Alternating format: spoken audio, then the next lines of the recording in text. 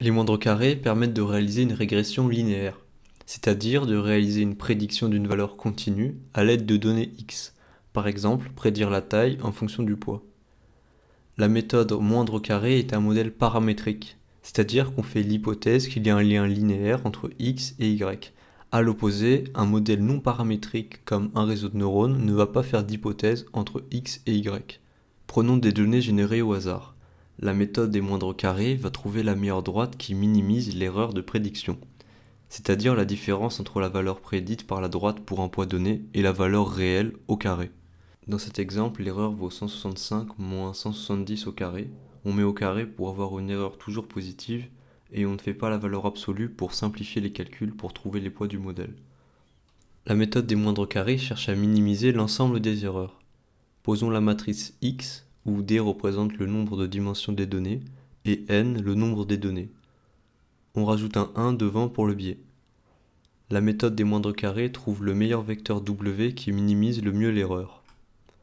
Donc quand on fait le produit matriciel de x et w, on obtient les prédictions de notre modèle. Revenons à l'erreur que l'on veut minimiser. Le 1/2 sert à simplifier les calculs. On fait la dérivée partielle de w. La norme 2 au carré est égale au produit scalaire. Ensuite, on décompose les produits scalaires. On répète l'opération. On regroupe le produit scalaire y et xw. On barre les deux. On veut à présent isoler w dans les produits scalaires et on dérive par rapport à w. Donc voilà ce qui reste. On souhaite maintenant isoler w. On passe ce produit matriciel de l'autre côté. On multiplie des deux côtés la matrice inverse de la transposée de x par x, ce qui donne le produit matriciel de la matrice identité par w, ce qui donne w. On peut donc écrire que w est égal à ça.